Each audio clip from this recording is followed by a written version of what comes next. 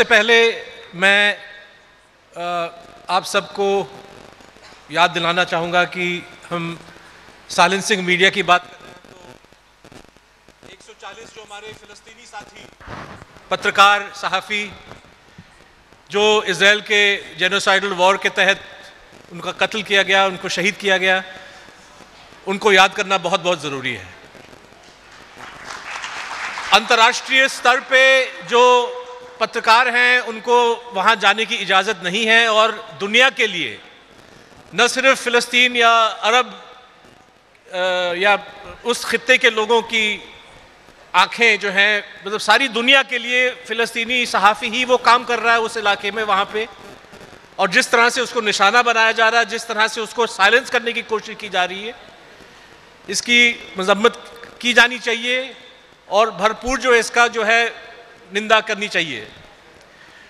रही बात हमारे खित्ते की, पाकिस्तान के बारे में आपने सुन लिया है, अब मैं थोड़ा सा 2-3 मिनट में हिंदुस्तान के बारे में बताना चाहूँगा।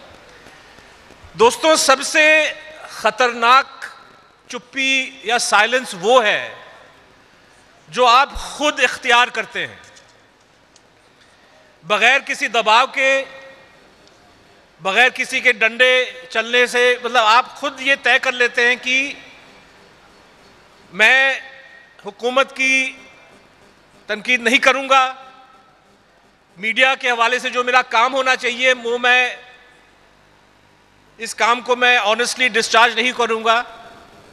और हिंदुस्तान में हकीकत ये है कि मीडिया का एक बहुत बड़ा हिस्सा, अक्सरियत,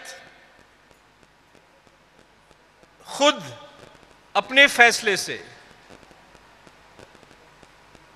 साइलेंस का रास्ता उसने इख्तियार किया है। पिछले साल एक सर्वे था, CSDS लोक नीति ने सहाफियों से पूछा और 83% जर्नलिस्ट ने कहा कि हमारे जो मालिक हैं ये सब प्रो गवर्नमेंट वाले हैं।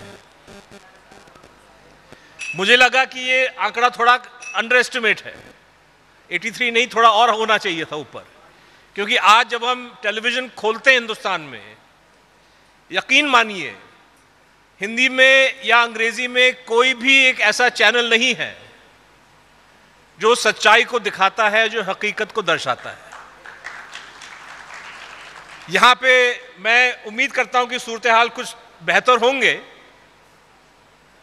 लेकिन एक डिजिटल प्लेटफॉर्म है हिंदुस्तान में, न्यूज़ मिनट, उन्होंने उनके सहाफ़ियों ने एक सर्वे किया। फरवरी 1 से लेके अप्रैल 12 तक लगभग 5 हफ्तों के लिए उन्होंने जो 6 बड़े चैनल हैं हिंदुस्तान के, उनके कंटेंट का एनालिसिस किया कि प्राइम टाइम में किस किस्म की खबरें और किस किस्म की डिस्कशंस हो रही हैं। तो उस सर्वे के मुताबिक इन 5 हफ्तों में, और याद रखिए हिंदुस्तान में अभी चुनाव चल रहा है, इंतखाबात चल रहे हैं, 52% प्रोग्रामिंग जो है ये ऑपोजिशन पार्टी के खिलाफ था, 27% प्रोग्रामिंग खुल के नरेंद्र मोदी यानी कि वजीर आजम के प्रचार, मतलब उनके पक्ष में, उनके फेवर में था, 5.6% हिंदू मुस्लिम इश्यूज पे, क्योंकि भारतीय जनता पार्टी जो है लोगों को गुमराह करने के लिए, लोगों को डाइवर्ट करने के लिए जो फिरका परस्त इश्यूज हैं वो उसको आगे बढ़ाती है और मीडिया का एक बहुत बड़ा हिस्सा इन इश्यूज को आगे चलाने का काम कर रहा है। सिर्फ और सिर्फ 1.4% प्रोग्रामिंग इन 6 चैनलों के प्राइम टाइम में 5 हफ्ते में, सिर्फ 1.4% कंटेंट आप उसको एंटी गवर्नमेंट कह सकते थे, pro opposition, anti government, and only 1.1% focused on issues of unemployment, education and health, जो मतलब बुनियादी मसले हैं जिनके बारे में इंतखाबात के दौरान चर्चा होनी चाहिए, फोकस होना चाहिए, क्योंकि वो एक मेट्रिक है जिससे आप एक तरह से अपने पब्लिक को इन्फॉर्म कर सकते हैं कि भाई किस आधार पे आप वोट करेंगे।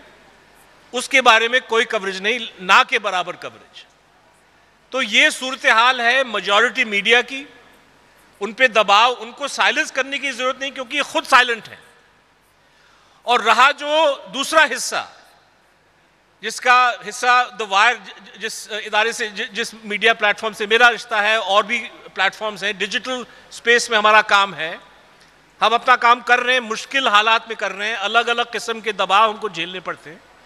कुछ हमारे साथी जेल भी गए हैं, कुछ के बहुत सारे साथियों पे केसेस लगे हैं, फाइनेंशियल केसेस लग जाते हैं, अलग अलग केसेस लग जाते हैं। लेकिन एक आखिरी मिनट में मैं आपको इन्फॉर्म करना चाहूँगा, क्योंकि पिछले सेशन में पाकिस्तान के लॉ मिनिस्टर के हवाले से मैंने यहाँ के जो रिस्ट्रिक्टिव लॉज के बारे में उनका कुछ लॉजिक हमने सुना है। मैं पाकिस्तान के लॉ से वाकिफ़ नहीं हूँ, लेकिन हिंदुस्तान में इंटरनेट फ्रीडम और प्रिवेसी और बहुत सारे ऐसे क्लेम्स के बेसिस पे, एंटी फेक न्यूज़ के नाम पे, बहुत सारे ऐसी चीज़ों के नाम पे सरकार अब डिजिटल न्यूज़ मीडिया को दबाने के काम में लगा हुआ है। इंफॉर्मेशन टेक्नोलॉजी रूल्स के तहत अब नेशनल सिक्योरिटी को क्लेम करके उसको एलिबाई बना के खबरों को उतारने की कोशिश की जा रही है। 2 साल पहले एक नया कानून बनाया गया, जिससे सरकार ने खुद अपने आप को फेक न्यूज़ सर्टिफाइंग अथॉरिटी एक तरह से बना लिया, फैक्ट चेकिंग यूनिट। और अगर ये सरकारी फैक्ट चेकिंग यूनिट किसी भी खबर को फेक न्यूज़ अगर घोषित कर दे या डिक्लेयर कर दे, तो उस न्यूज़ आइटम को डिलीट होना ही पड़ेगा।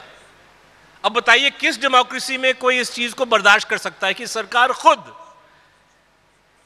मीडिया, सरकार खुद तय करे कि भाई कौन सी खबरें रहनी चाहिए, कौन सी खबरें नहीं रहनी चाहिए। जाहिर है कि सरकार फिर अपने खिलाफ जो खबरें जा रही है सबको उड़वाएगी। तो लकीली इस प्रोविज़न पे सुप्रीम कोर्ट, हाई कोर्ट में स्टे लग गया है। लेकिन बहुत सारी ऐसी चीज़ें हैं जहाँ पे सरकार का जो तवज्जो है, फोकस है, वो डिजिटल मीडिया को किस तरह से सेंसर किया जाए, किस तरह से क्रश किया जाए।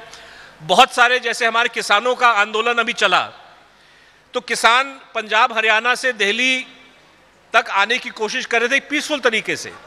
उनको सरहद, दिल्ली के सरहद से दूर रोका गया, फिजिकल फोर्स लगा के। चलिए, वो सरकार करती है। लेकिन जब किसानों ने अपने खुद के वीडियोस लेना शुरू किया, उसको सोशल मीडिया पे ट्वीट किया, मतलब कि सोशल मीडिया के ज़रिए लोगों तक अपनी जो मांगे हैं पहुंचाने की कोशिश की, तो सरकार ने नेशनल सिक्योरिटी और रूल ऑफ लॉ को लेके ट्विटर पे दबाव डाला कि इन ट्वीट्स को आप उड़ाइए।